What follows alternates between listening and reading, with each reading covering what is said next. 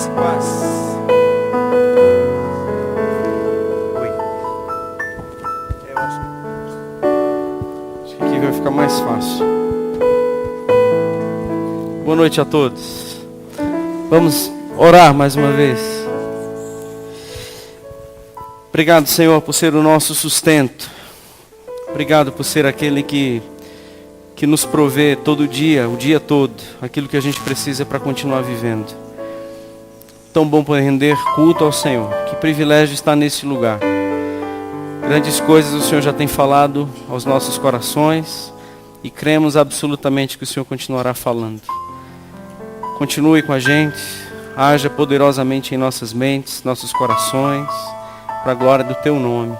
No nome de Jesus oramos. Amém. Meus irmãos, a gente está com o coração muito feliz de concluirmos mais um congresso da família. Desde sexta-feira pela manhã nós iniciamos esse congresso aqui, iniciamos de joelhos, período de oração. À noite, na sexta-feira, nós tivemos a nossa mesa redonda, conversando sobre os meios, os métodos que o Deus suficiente usa ao nosso favor.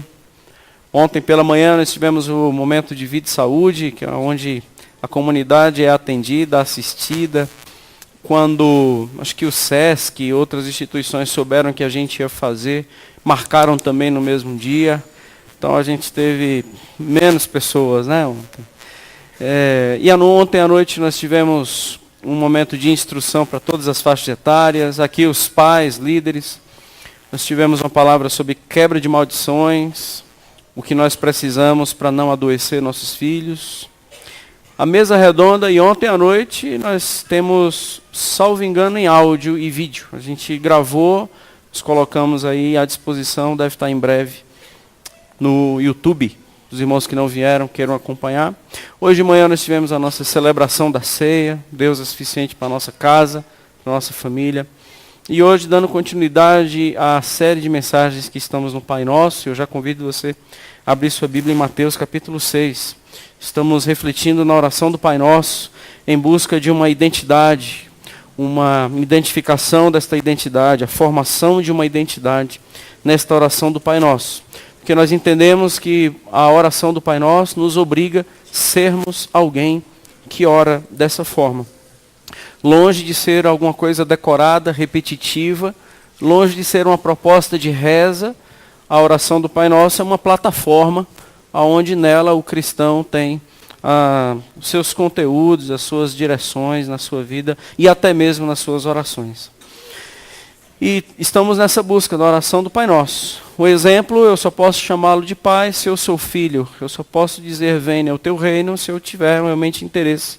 E se eu for o súdito deste reino, eu só posso dizer, seja feita a tua vontade, se eu for de fato um servo que não tenho vontade própria. E hoje, pão. Venha, dá-nos o teu pão hoje, o pão de cada dia dá-nos hoje.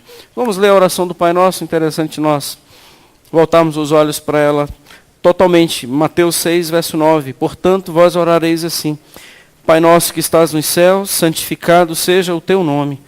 Venha o teu reino, faça-se a tua vontade, assim na terra como no céu. O pão nosso de cada dia dá-nos hoje.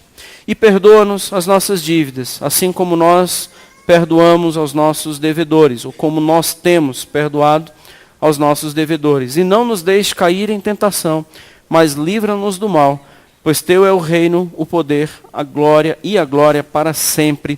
Amém. Então, hoje, pão nosso de cada dia nos dai hoje, o pão nosso de cada dia dá-nos hoje, especialmente o versículo 11. Cremos absolutamente que esta oração que se desenrola aqui, ela pode, se a gente perceber, ela pode ser dividida em dois blocos. Os primeiros 3 pedidos relacionados ao Senhor: santificado seja o teu nome, seja feita a tua vontade, venha o teu reino. E a partir de agora, começam pedidos agora relacionados a nós. Primeiro, a nossa dependência de pão. O pão nosso de cada dia nos dai hoje. Então, a partir de agora, pão, perdão, providência, são os que a gente precisa nas nossas vidas. Então, a oração tem essa proposta. Fiquei pensando hoje, assim, estamos falando de oração, Mas algo que é muito intrigante na mente de várias pessoas, eu não falei no início, é por que a gente vai orar se Deus já sabe. Como hoje de manhã nós falamos, se o Senhor já sabe o que existe em nós e eu não preciso verbalizar, por que eu preciso orar? Aonde a oração cabe no conceito de mudança de quadro, mudança de sorte, mudança de contexto, vale a pena orar? A oração tem poder. Se eu não consigo fazer nada, porque o Senhor já determinou, e vai ser a vontade dele, não importa, para que orar? E isso é muito comum na mente de muitas pessoas. Tanto é que a oração é um mistério. E estamos falando de um mistério. Não estamos falando de algo que, para mim, para você, para quem quer que seja, nós podemos definir, conceituar, estabelecer fundamentos assim, absolutos. Nas coisas com o Senhor, não. E na oração é um desafio. A oração é um mistério. E na soberania do Senhor, naquilo que Ele definiu, mesmo Ele tendo poder para fazer tudo o que Ele quiser, Ele convidou o homem a um lugar de fé. E nesse lugar de fé, você tem sim participações, através da oração. Entendendo que não será feita a sua vontade, será feita a minha vontade, mas ore. Ore, busque, procure, bata, insista, ore. Tenha-me como um pai, não como aquele que você tem que dizimar para ser ouvido. Eu sou seu pai. Nunca chegue a mim também só para pedir. Tenhamos um relacionamento, e esse relacionamento seja em oração. Orai sem cessar. Jesus, mesmo sendo Deus, ele orou. E se a oração de Jesus, mesmo sendo Deus, era necessária, por que a minha não seria? Para pedir, para reconhecer, para adorar, para se relacionar. Então a oração, ela não é muita coisa, não é informar Deus, não é manipular Deus, não é mandar em Deus, mas o pouco que nós podemos saber da oração é que ela é um desígnio de Deus para as nossas vidas, um convite para um lugar de fé do qual a gente não pode sair. E principalmente, alguma coisa que Deus quer que a gente faça, no nosso lugarzinho secreto, como ele já falou aqui depois do versículo 5. Entre no seu quarto secreto, e nesse quarto secreto eu quero que você ore a mim. Vamos lá, a oração do Pai Nosso, agora, ela para nesse ponto daquilo que nós precisamos. E o primeiro é o pão nosso. Eu vejo isso como um reconhecimento da nossa dependência, o reconhecimento da nossa carência, o reconhecimento da nossa não possibilidade de gerar pão. Então, assim, esse pão, ele precisa ser dado. E eu acho que aí começa um processo até libertador, porque um dos maiores processos, se não o maior processo de libertação que Deus pode fazer em nós, é nos tirar da nossa arrogância e da nossa presunção. Então, foi isso que aconteceu lá no Éden, né? Assim, a gente entende que a gente pode agora organizar a nossa vida conforme a minha vontade. Eu vou querer ser como Deus. Então, foi essa tentação aceita e aí foi a derrota. Eu não quero viver segundo o pão que Deus me der, mas eu quero gerar o meu pão e fazer a minha vontade. Foi isso que aconteceu no Éden. A tentação do diabo foi, que tal você ser como Deus? E aí, homem e mulher, nós topamos essa ideia e tentamos aí não depender mais do Senhor, nem como referência, nem como provedor, mas a gente assumiu o controle das nossas vidas. Eu disse que ia dar uma melhoradinha nas ilustrações, não consegui ainda. Eu lembro daquelas formigas revoltadas com o elefante passando todo dia e destruindo a boca lá do formigueiro. Vocês lembram disso? Então, um elefante passava todo santo dia derrubando lá a construção da boquinha lá do formigueiro. As formigas se reuniram e disseram assim, vamos matar esse cara. E aí tiveram uma reunião, o chefe lá do formigueiro, a gente vai matar esse cara. Aí elaboraram um plano, subir numa árvore, e assim que esse cara passar debaixo da gente, a gente pula nele, vamos encher ele de soco e vamos matar ele. Está feito. Aí todo mundo subiu na árvore, as formigas, e esperou o elefante. Dito e feito. Lá vem o indivíduo que destrói os nossos sonhos. As formigas pularam em cima dele e começaram a soquear e começaram a tentar ferroá-lo. E ele, eu acho, presumo que ele não estava sentindo nada, mas ele fez assim. E quando fez assim, as formigas caíram e uma ficaram próxima ao pescoço. E essa que ficou próxima ao pescoço, as outras disseram, sufoca ele, pega ele e espreme o pescoço dele. É muito fraca essa ilustração. Mas assim, seria muito jóia. Eu espero que o resto da mensagem compense, né? Porque se a mensagem for do nível da ilustração, vocês estão enrolados. Você não vai se reconhecer, não, que você não consegue matar os seus inimigos. Você não consegue reconhecer a força que você tem. Você acha mesmo que são pelos brados e pelos gritos. Sou mais que vencedor. Você acha que é isso mesmo que vai fazer você vencer? Você acha que é os outros gritando, né? Igual aqueles caras que vão pro ringue, o pessoal gritando aqui, você já ganhou, você já ganhou, você já ganhou. É isso mesmo? Você acha que vestir a camisa do super-homem faz fazer você voar? Quando eu digo assim, Senhor, manda pão, porque eu preciso do pão diário, eu sou a formiguinha convertida. Eu sou a formiguinha cristã, eu sou a formiguinha que sabe que não passo de uma formiguinha e que posso ser esmagado a qualquer hora e que eu não tenho força nenhuma para matar elefante nenhum. Há uma pergunta, assim, o pão sempre foi algo essencial. O pão, nós estamos falando de algo que é muito essencial. Nosso é porque é uma questão de não é o que você prefere. Pão, sempre pão na Bíblia é essencial. Pensa comigo. Pão nosso, não é pão meu? É porque se fosse meu, eu teria problema, porque Deus ia me perguntar assim, qual recheio você gosta? Gosta com aquele molhadinho, ou você gosta mais torradinho ou mais branquinho? Ah, fala, porque eu gosto de atender do jeito que você gosta. Porque qual é o pão que você gosta? Quando a oração não é pão meu, mas é pão nosso, significa que é um só pão.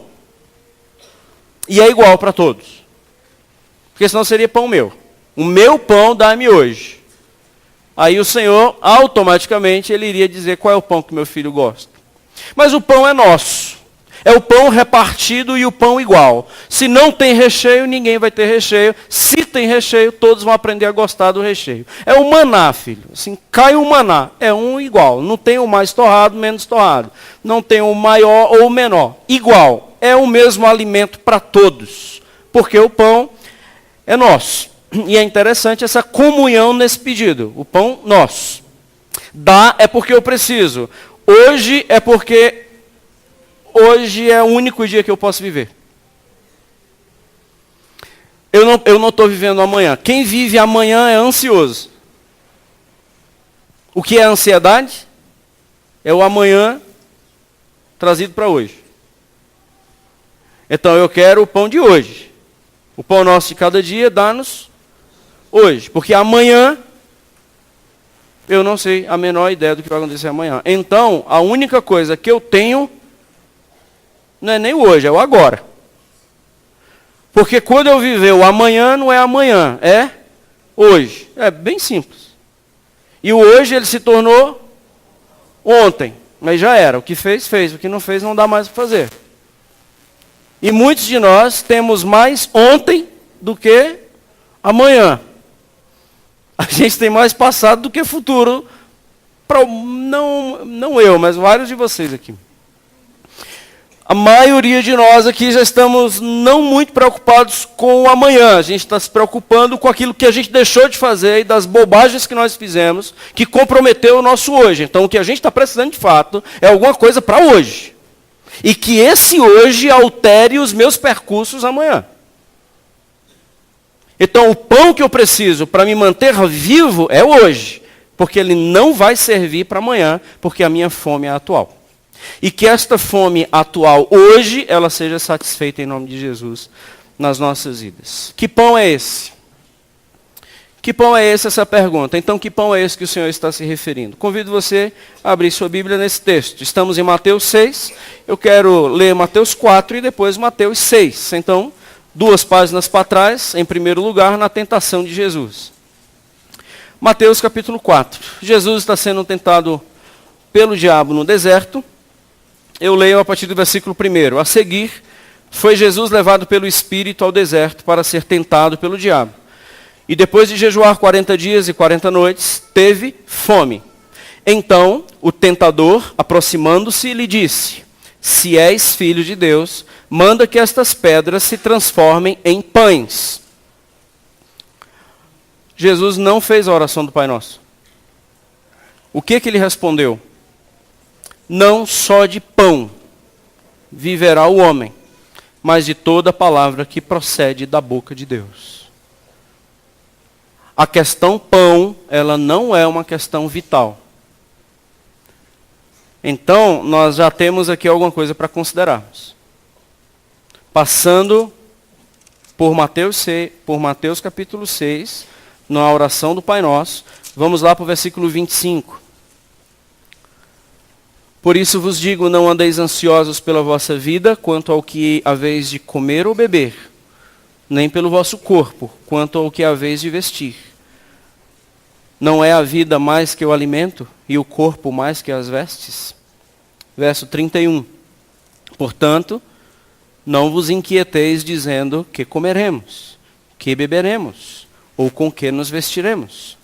Porque os gentios, as pessoas que não me conhecem, é que procuram todas essas coisas. Pois o vosso Pai Celeste sabe que necessitais de todas elas. Buscai, pois, em primeiro lugar, o seu reino e a sua justiça, e todas, não as demais, e não todas as outras coisas, mas todas estas coisas vos serão acrescentadas. Portanto, não vos inquieteis com o dia de amanhã, pois o amanhã trará os seus cuidados. Basta o dia de hoje, o seu próprio mal. Se o Senhor, em Mateus capítulo 4, ao ser tentado, e a proposta do diabo é, você não tem pão para comer? Não, só tem pedra. Então, se você é filho, vem uma questão de identidade. Se você é filho, manda que estas pedras se transformem em pães. Resposta: sou filho e não preciso do pão para identificação da minha filiação com ele. Porque não é de pão que o homem vive. Ou não é só de pão que o homem vive. O homem vive mesmo é da palavra que procede da boca do Senhor. Jesus citou Deuteronômio capítulo 8. E Deuteronômio capítulo 8, que Jesus está citando, está escrito, Deuteronômio capítulo 8, diz assim: eu te fiz andar pelo deserto, eu te fiz passar por fome, para saber se você obedeceria ou não a minha palavra. Versículo 3. Deuteronômio 8, verso 3. Eu te fiz passar fome. Então Jesus ele não vai contrariar o que está escrito, porque eu posso sim ter fome. E já aqui sobre ansiedade, ele diz, eu não quero que você ande ansioso por coisas materiais, pelo que você vai comer, beber ou vestir. Eu não quero que você se preocupe com a sua questão de sobrevivência, porque a sua questão de sobrevivência é um problema meu. Você é meu, eu vou cuidar de você, e eu sei do que você precisa. O seu problema é que você está com crise, talvez, porque você queria pudim. E eu não tenho promessas bíblicas que te garanta comer pudim. Eu tenho promessas bíblicas que eu te garanto a suprir a sua necessidade, não seu desejo e não seu paladar. O teu problema talvez seja porque a roupa ou a marca da roupa que você está tendo condições de comprar está te gerando crise. Mas eu não te prometi marcas de roupa, eu te prometi te vestir.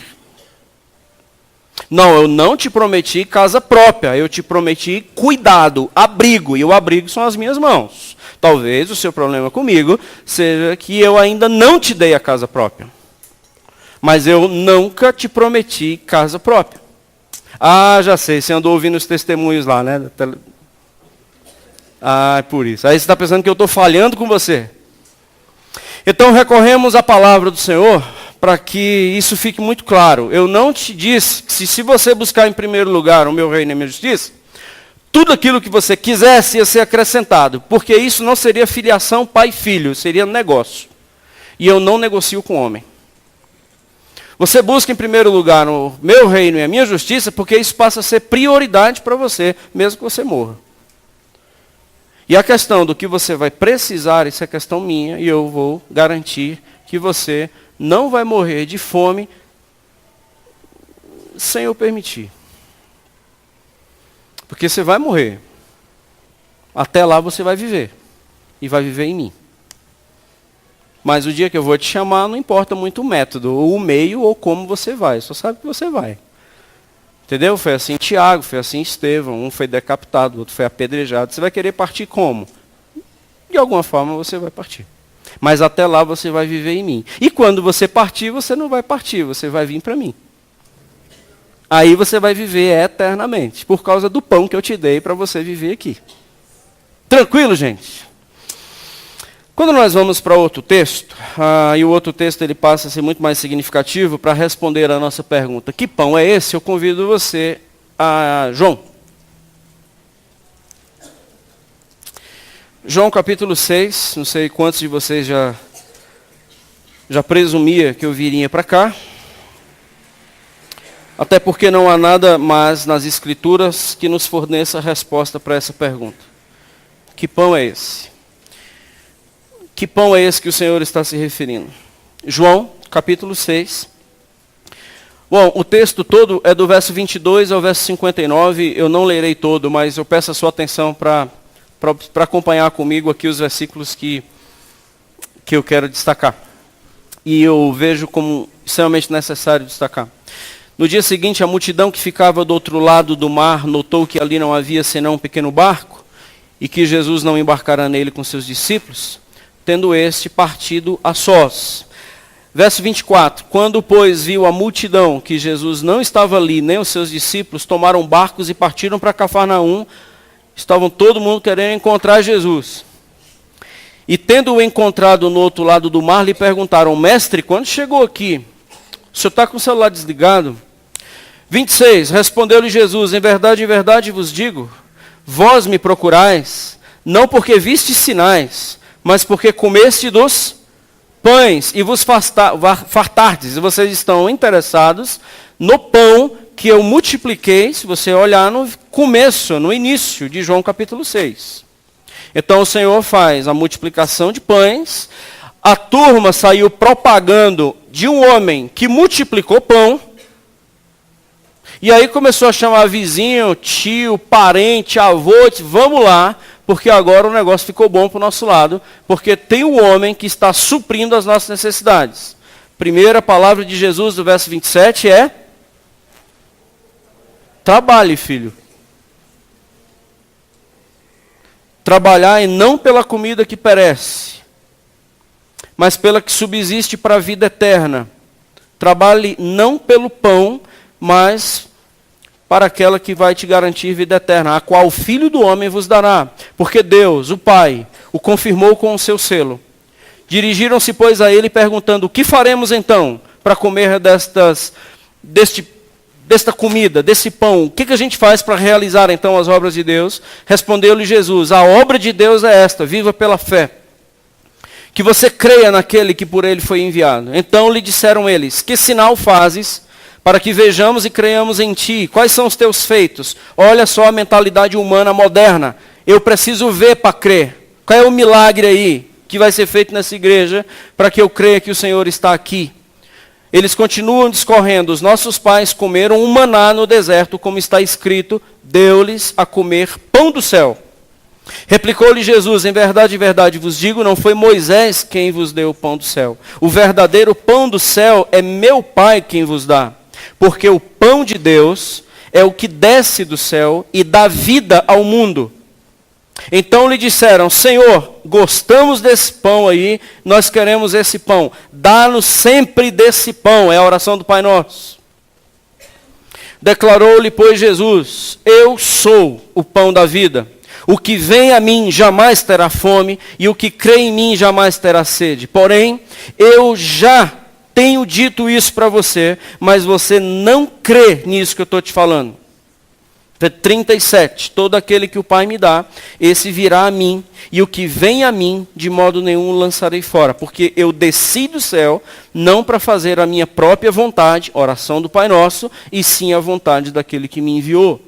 E a vontade de quem me enviou é esta, que nenhum eu perca de todos os que me deu. Pelo contrário, eu o ressuscitarei no último dia. De fato, a vontade do meu Pai é que todo homem que vir o Filho e nele crer, tenha a vida eterna, e eu o ressuscitarei no último dia. Murmuravam, pois, dele os judeus, porque disseram, eu sou o pão que desceu do céu. Presta atenção. Do versículo 35 até o 40, eles não entenderam nada. Eles ficaram com aquele negócio. Ele é o pão? Ele é o pão? Então, verso 41. Murmuraram, pois, dentre os judeus, porque disseram, eu sou o pão que desceu do céu. Verso 48, vamos pular aqui. Jesus declara, eu sou o pão da vida. Fechando esse assunto, eu sou o pão da vida. Vossos pais comeram o maná do deserto e morreram. Este é o pão que desce do céu, para que todo o que dele comer não pereça. Eu sou o pão vivo que desceu do céu. Se alguém dele comer, viverá eternamente. E o pão que eu darei pela vida do mundo é a minha carne. Verso 57. Assim como o Pai que vive me enviou, e igualmente eu vivo pelo Pai, também quem de mim se alimenta, por mim viverá. Quem de mim se alimenta, por mim viverá. Verso 58. Este é o pão que desceu do céu. Em nada semelhante àquele que vossos pais comeram e contudo morreram. Quem comer este pão viverá eternamente. Que pão é esse da oração do Pai Nosso?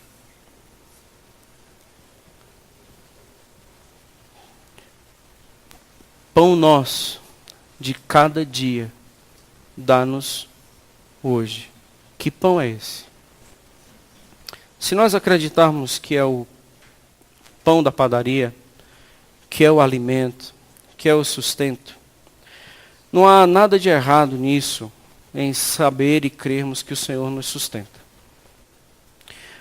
Mas nós temos muita dificuldade se a vida cristã for uma vida cristã, aonde o Senhor sempre nos sustenta com o melhor pão. O que eu digo é que eu suponho que hoje na nossa caminhada cristã, nós entramos numa situação de muita arrogância e muita presunção gospel. Meus irmãos, parece que nós somos príncipes. Parece que nós somos as pessoas que Deus tem a obrigação de nos assistir. E eu até queria que fosse assim. Parece que Deus tem a obrigação de nos dar o celular que saiu na moda. Deus ele tem que fazer com que a gente passe no concurso. Deus ele tem que nos dar a melhor casa. Deus tem que dar um melhor carro. Deus tem que dar o melhor. Eu queria demais que isso fosse verdade. Mas eu compartilho com os irmãos uma mensagem hoje que ela não é popular. Eu compartilho uma mensagem com os irmãos hoje que você pode até me olhar e não concordar com o que eu estou te falando. Mas em relação a isso, a minha preocupação é mínima. Porque eu não queria que você concordasse comigo. Eu queria que você olhasse as Escrituras. E aí você julgar se as Escrituras é quem pauta a sua vida ou não. Eu não vejo na Bíblia Deus tendo obrigações comigo. E explico daqui a pouco por quê. Eu quero ver com vocês assim alguns textos. Eu trouxe aqui no PowerPoint para a gente ganhar tempo. Depois dessa definição que esse pão é Jesus e ele é suficiente para nós. A gente podia até pensar numa outra identidade, não é a identidade de um dependente, mas quem sabe hoje a gente pensar uma identidade de alguém satisfeito. Satisfeito por quê? Por causa de Jesus. Satisfeito por quê? Por causa de Cristo em mim. Plenamente satisfeito. Queria começar no Antigo Testamento e Salmos, Profetas e Novo Testamento. Está aqui no PowerPoint para a gente ganhar um pouco mais de tempo. Salmo 12, Salmo 16, 1 e 2. Guarda-me, ó Deus, porque em ti me refugio. Digo ao Senhor, tu és o meu Senhor. Outro bem não possuo, senão a ti somente. Eu não tenho nada. Eu só tenho o Senhor. Eu não tenho outro bem. Eu não tenho nada que eu considere por bem que não seja o Senhor. Salmo 23:1 é a mesma ideia. O Senhor é o meu pastor. E por Ele ser o meu pastor, eu não sinto falta de nada. Porque Ele é o meu pastor. Esse é um texto extremamente mal compreendido. O Senhor é o meu pastor e por isso Ele vai me dar tudo. Nada vai me faltar. É um texto extremamente mal compreendido e principalmente assim, ele não tem amparo nenhum no resto das Escrituras. Aonde está na Bíblia, em outro texto, que diz que Deus vai me dar tudo? Pelo contrário, Ele vai me matar completamente. Ele não vai me dar tudo. Porque se Ele me desse tudo, Ele seria um péssimo pai. Seria até um pai doente e iria me adoecer. Porque todo pai que dá tudo para o filho é um doente adoecendo o outro. A gente não dá, porque se nós dermos tudo que os nossos filhos pedem, a gente vai estar criando um marginal. E Deus jamais iria produzir isso na gente. A ideia do Salmo 23 é: o Senhor é meu pastor e de nada eu vou sentir falta, porque Ele é suficiente. Salmo 73:26, ainda que a minha carne, Asaf compôs esse salmo, ainda que a minha carne e o meu coração desfaleçam.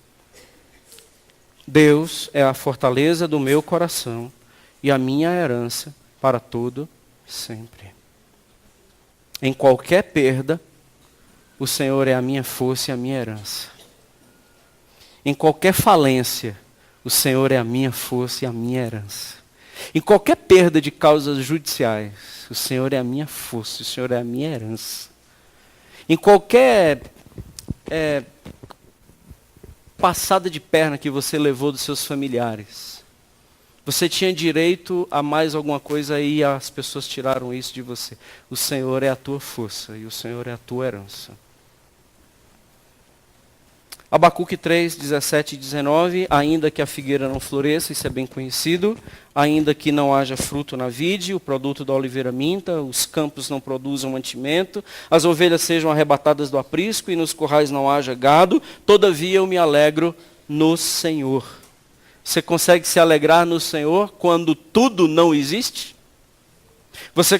Eu consigo me alegrar no Senhor quando o nada agora é a minha realidade, a perda é a minha administração? Todavia eu me alegro no meu Deus, exulto o Deus da minha salvação. O Senhor Deus é a minha fortaleza. A gente entra em crise com 2 dias com falta d'água, irmãos. Não é não? Cheguei aqui e fiquei desesperado, porque essa igreja não tinha água. E eu fico pensando assim, e se os rios secarem, Clédio? E se não houver mais água na barragem do Descoberto? E se eu secar a barragem de Santa Maria? E se não houver mais o Corumbá? E nem o Serra da Mesa? E se eu secar tudo? Você me adora? Porque assim, os rios todos podem ser secos. Eu nunca garanti que os rios não iam se secar. Eu até falei que eu ia acabar com essa terra. É você que não está acreditando. Essa turma aí de manter a terra, os defensores da natureza, esse pessoal está com um trabalho inglório. É uma coisa boa, deveria cuidar mesmo da natureza. Mas eu vou acabar com tudo isso. É bíblico. A minha questão é se dentro de você vai fluir rios de água viva. Em época de sequidão, se dentro de você, de dentro, flui rios de água viva, ou você é aquele que sempre precisa de um banhozinho nos rios do conforto. Porque senão você entra em crise. Abacuque é um grande homem assim a ser usado, mas nós temos muita dificuldade de viver o que ele viveu. Filipenses 4, 11, 13, outro texto mal usado. Aprendi a viver contente em toda e qualquer situação. Sério? Isso é o testemunho de Paulo. Tanto ser estar humilhado, como também ser honrado. Se a gente for humilhado, a gente processa a pessoa. De tudo e em todas as circunstâncias já tenho experiência. Tanto de mesa farta, como de... O Paulo passou fome. Não, mas Deus não deixa os seus filhos passar fome. E por que deixou Paulo? A pergunta é, por que deixou Paulo então? Não, Deus não deixa os seus passarem necessidade. Mas por que deixou Jesus passar fome? E por que deixou Paulo passar fome? Por quê? Em que nós somos melhores do que eles? Em que nós somos mais... de fome? Assim a abundância como de escassez. Tudo posso naquele que me fortalece. Outro texto extremamente mal usado. Tudo posso naquele que me fortalece. Tudo posso. Eu disse, vai nessa. Deus te fez para voar. Voa. Campeão. Vencedor. Voa. Você não consegue passar um dia sem água, cara. Você não consegue passar um momento de humilhação. Você não consegue, você entra em crise porque o teu nome não saiu na lista dos aprovados do concurso. Como se Deus tivesse a obrigação de te passar em qualquer concurso. Você está em crise comigo porque você foi demitido. Você não consegue lidar com demissão. Eu sempre estou te devendo, eu sempre estou no SPC ou na Serasa da tua vida. Eu nunca sou suficiente, nunca. Como é que você vai orar a oração do Pai Nosso, rapaz? Você vai orar a oração do Pai Nosso cobrando pão. E eu fico como agora devedor porque eu não te dei o pão que você pediu. Você precisava ter estudado mais a Bíblia. Mas que bom que a gente está aqui. Louvado seja o Senhor. Romanos 8, 35 a 38. Quem nos separará do amor de Cristo? Será tribulação ou angústia? Ou perseguição? Ou fome? Ou nudez? Ou perigo? Ou espada? Como está escrito? De jeito nenhum. Por amor a Ele nós já somos entregues à morte o dia todo. Fomos considerados como ovelhas para o matadouro. Em todas essas coisas, porém, somos mais que vencedores. Somos mais que vencedores na fome. Somos mais que vencedores na escassez. Somos mais que vencedores na perseguição. Somos. É porque a gente está numa vida tão boa que isso para a gente é tão distante. Por meio daquele que nos amou. E a fome não é prova que ele deixou de nos amar. Por causa do pão genuíno. Porque eu estou bem certo de que nem morte, nem vida, nem anjos, nem principados, nem coisas do presente, nem do porvir, nem os poderes, nem a altura, nem a profundidade, nem qualquer outra criatura poderá separar-nos do amor de Deus, que está no pão vivo que desceu do céu, nosso Senhor. Apesar de qualquer contexto, amor. Falamos de uma nutrição divina hoje à noite, gente. Estamos falando de uma nutrição divina. O nosso mundinho e as nossas orações egoístas, eu não sei se elas se manteriam de pé quando a gente vê imagens como essa. Essas crianças são refugiadas da Síria. Eu não consigo imaginar eu orando por concurso e Deus vai dizer, é ele, é ele. Então eu vou ter que fazer, mas não vou atender a oração dessas crianças refugiadas da Síria. Eu vou atender porque é tu. Meus irmãos, se Deus ouvir a minha oração e não ouvir a dessas crianças, Deus é injusto. E eu não quero um Deus injusto. O caso é que nós somos extremamente privilegiados. Nascemos numa época, nascemos num país, que hoje, todos nós aqui, fazemos parte de 20% da população mundial. De 7 bilhões de pessoas, apenas 20% tem o que nós temos. 80% da população mundial não tem o que você tem. Não sabe o que é água, não sabe o que é ducha, não sabe o que é pizza. Meu amigo, ele não sabe nem o que é trigo. Mas a gente está orando, dizendo assim, Deus, o carro. Pergunta é, pensa, por que eu te daria um carro e eu não atenderia essas crianças? Por quê? Porque você fez campanha?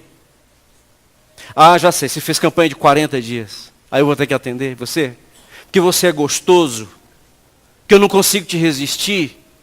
Ou é porque você é brasileiro numa cultura maldita? Que pensa que você é o centro de tudo e tudo termina em carnaval. Não, filho, eu sou Deus. E eu não atendo crianças na Síria. Por que eu vou atender você? Na tua presunção na oração do Pai Nosso. Por quê? Papai e mamãe te ensinou errado, Florzinha. Papai e mamãe te ensinou errado, príncipezinho. Porque eu não te devo. Olhe para essas crianças e depois vá orar. E veja se os nossos pedidos fazem sentido. E se a nossa raivinha faz sentido. Se os nossos pitis com Deus faz sentido. Isso aqui não é suficiente, tem outros. Por que Deus não ouviria a oração dessa criança? Isso aqui é no Sudão do Sul. Onde a estimativa de vida lá não passa dos 40 anos de idade. Meus irmãos, por que Deus não ouviria a oração dessa criança? E por que ouviria a minha? O que você está orando a quem? Faça o raio de campanha que você imaginar que deve fazer. E nunca nós vamos convencer Deus a fazer a minha vontade, porque Ele é Deus. Agora deixa eu te contar um segredo. A culpa dessa criança não é de Deus. A culpa dessa criança é nossa. Porque nós temos a capacidade de comer 5 pizzas e não lembrar deles. Nós temos a capacidade de acumular e não repartir. Porque nós temos o medo do amanhã. E então a gente vai ter que deixar uma casa para os nossos filhos. Isso é bom. Não é nada de errado. O ruim é quando você ora dizendo assim, oh Deus, faz eu pagar essa casa para minha filha, para ela ter onde morar. Lembra dessa criança quando você for orar assim? E não fica com raivinha não, se eu não te der a casinha que você quer. Além das 3 que você já tem.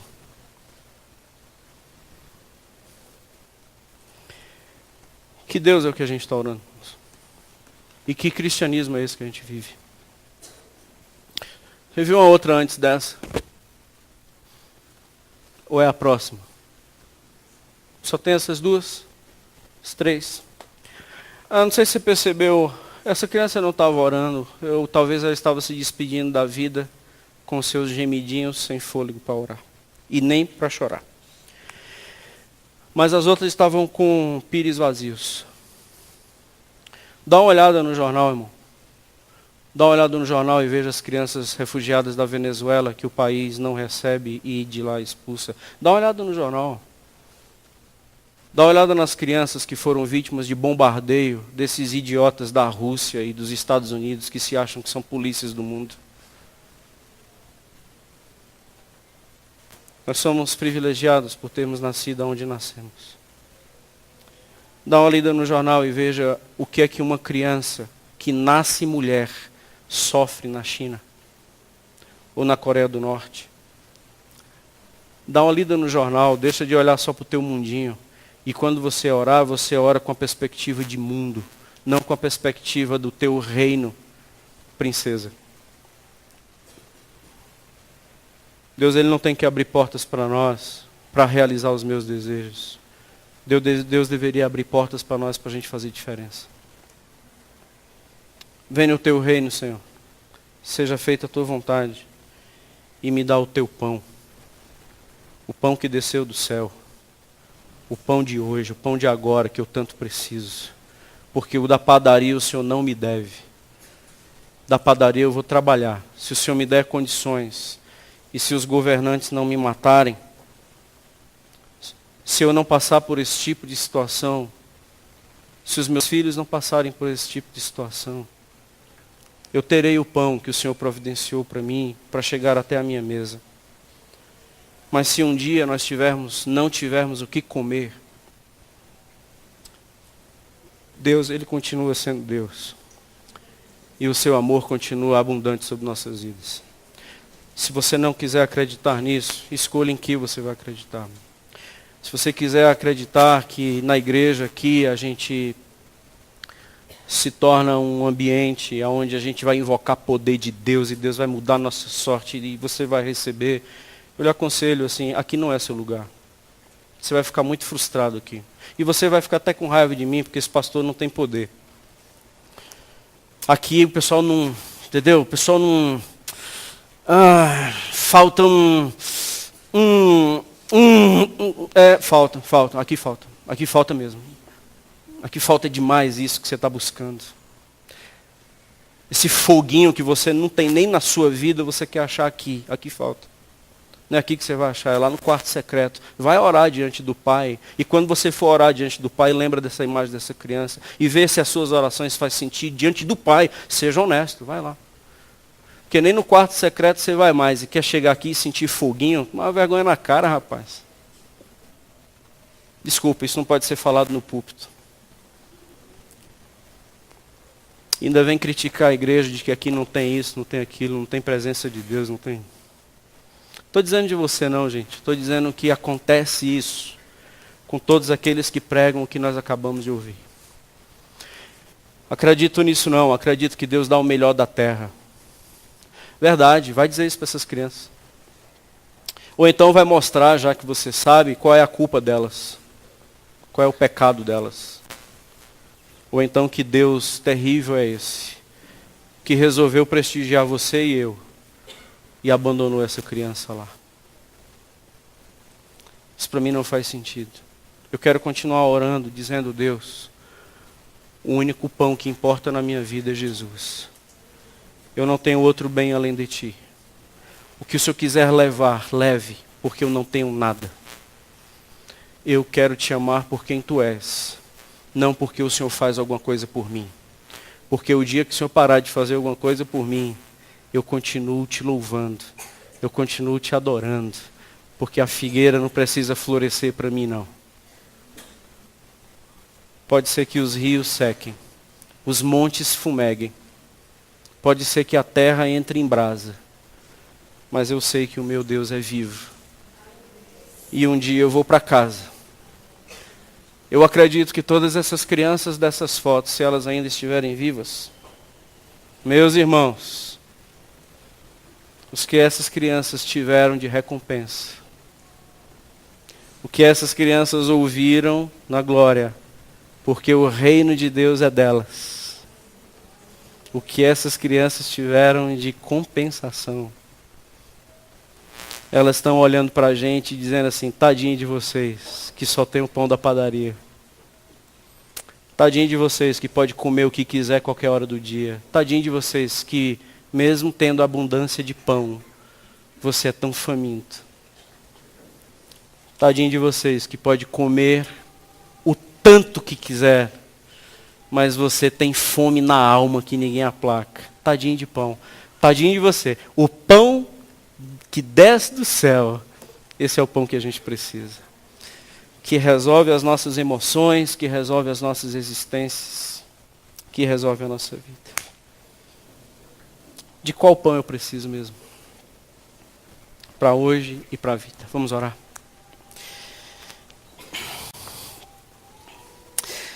Senhor nosso Deus, nós agradecemos ao Senhor pelo pão vivo que desceu do céu. Jesus. E não há outro, Senhor, que aplaque a nossa alma e o nosso coração. Nós queremos Te pedir perdão, Senhor, pela nossa arrogância, pela nossa presunção, pela nossa prepotência, de nos acharmos merecedores de alguma coisa. Pai, no nome de Jesus, leve esta igreja a chorar por aqueles que estão morrendo e aqueles que estão perecendo. Tire da gente, Senhor, o sentimento de acumulador compulsivo ou de um insatisfeito crônico. Leve-nos, ó Deus, a momentos de agradecer por Jesus na cruz e pelo túmulo vazio. Arranque de nós, Senhor, a genuína adoração em Jesus e por Jesus. Muitos de nós, Senhor, estamos cheios de pão nas nossas despensas. mas extremamente famintos das verdades da eternidade. Visite esses, ó Deus, que são tão pobres que a única coisa que têm é dinheiro. São tão sem esperança que a única coisa que tem é um terreninho ou uma casinha. Visite esses corações, ó Deus, e faça com que eles enxerguem a eternidade com o Senhor. Se existem mansões celestiais, serão nossas. Se existem ruas de cristal, nós andaremos por elas. Se há um rio que sai do teu trono, ele vai nos curar. Nós não somos daqui, Senhor. Em nome de Jesus, gera em nosso coração um sentimento de peregrino, Deus. Tira da gente o encanto por este mundo, Senhor. Tira da gente a revolta porque alguém é mais rico que eu. Oh Deus, cura esta geração, Senhor. Cura esta geração de miseráveis que nós fazemos parte. De quer aplacar os vazios da alma com compras, com coisas, com celulares, com roupas, com moda, com sexo, com vício, com droga, com trabalho, com dinheiro.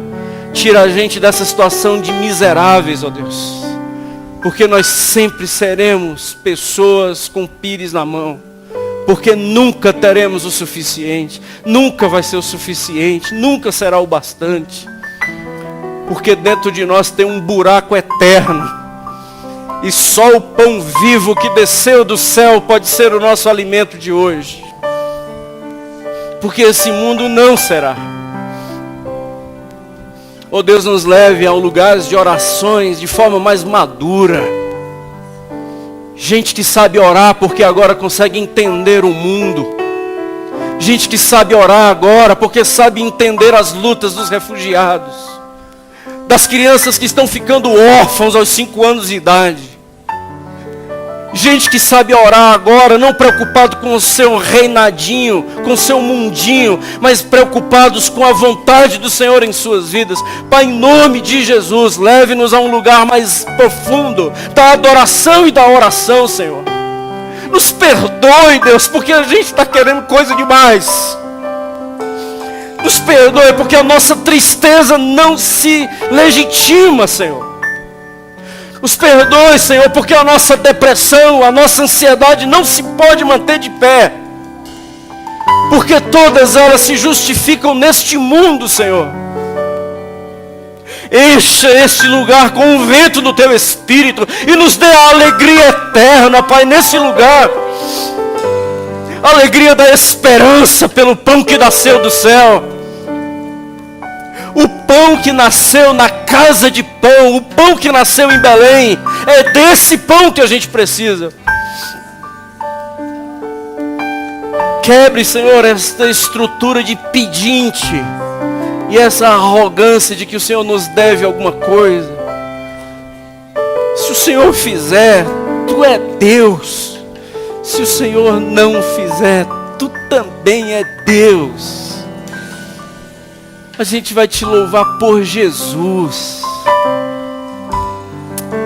A água que faz com que ninguém mais sinta sede. O pão que faz com que ninguém mais sinta fome. O suficiente que ninguém vai sentir mais falta de nada. Oh Deus, cura esta geração, Senhor. Cure aqueles que vieram para cá com a intenção de o Senhor fazer alguma coisa para ser meio. E obrigado porque hoje o Senhor nos ensina que Tu és fim. Tu és o tudo. Tu és o máximo. E não há outro além de Ti. Nós queremos encerrar este culto, Senhor, pedindo perdão. Perdão porque o Senhor não tem sido suficiente, a culpa é nossa. Cure-nos, lave-nos, restaure-nos, para a glória do Teu nome. Amém. Meu pão